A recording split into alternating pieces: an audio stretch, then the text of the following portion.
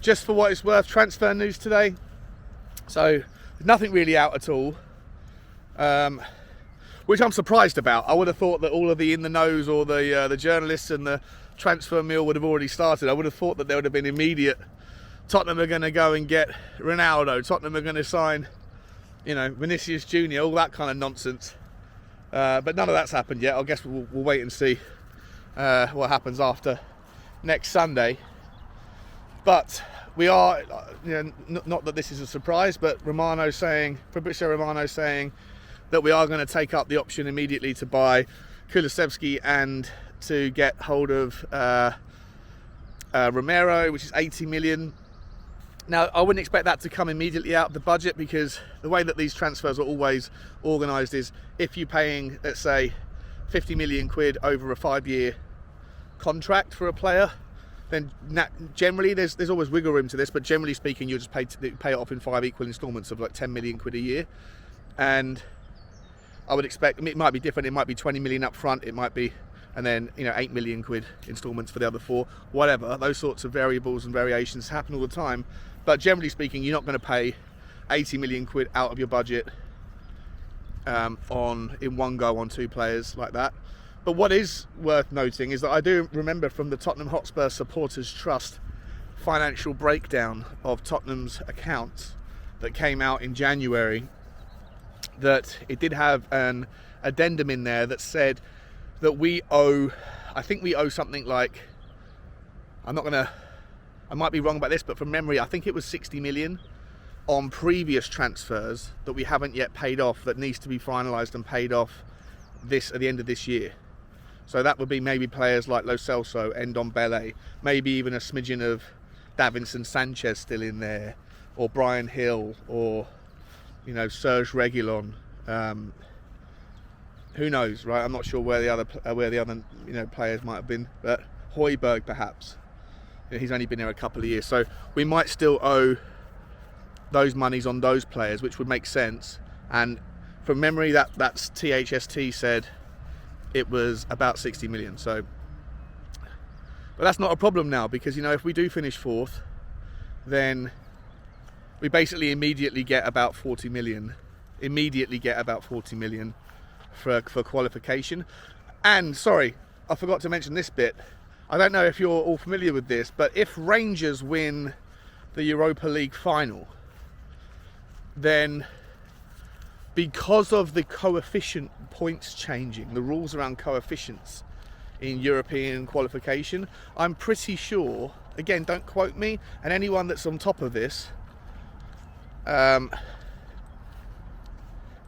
they might be able to know. I think Craig Bowler might be the person who would know. So Craig, if you're watching this, you'd be able to drop a comment in and confirm, because you're very good on these sorts of things. But anyone else who does know as well, let me know. But I'm pretty sure I read somewhere that the coefficient rules things change to the point where, specifically for us this season, if Rangers happen to win the Europa League, then the distribution of coefficiency points means that Tottenham don't actually have to qualify for the Champions League in a qualification round.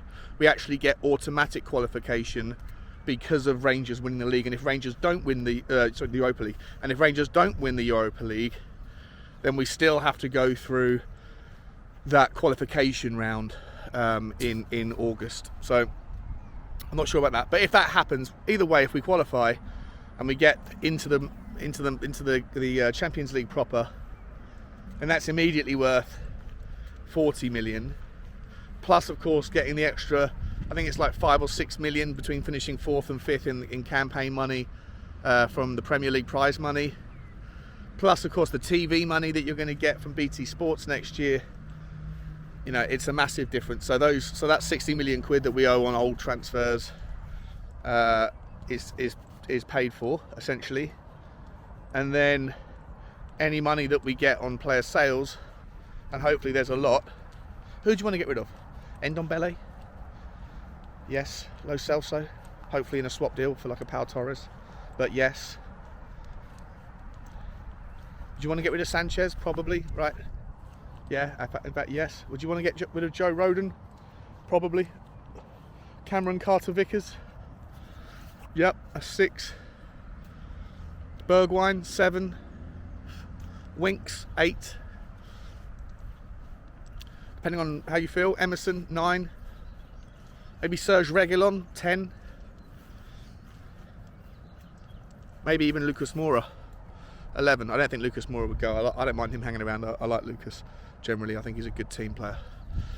So there's 11 players you could get rid of there, you know, and there's an average value probably of about 25 million. I mean, Carter's Vickers is 10, Rodent's probably 10, Sanchez maybe 20, Reguilon maybe 30, Emerson maybe 15, 20, Hill maybe 20, Lo Celso maybe 20, Ndombele maybe 20. Yeah, it's probably about a 20 million quid average. So if you could, not that I'm suggesting for a second that it's even remotely possible to get rid of 11 players, but there's about 200 million quid's worth of players that we, in valuations, that we probably don't see as necessarily part of the squad next season or in future seasons. So, and then plus all the money that old money bags Daniel Levy is hopefully going to back Conte with. It's going to be a brilliant summer, boys and girls. It's going to be an absolute brilliant one. I've been talking for 20 minutes. I don't usually talk for 20 minutes.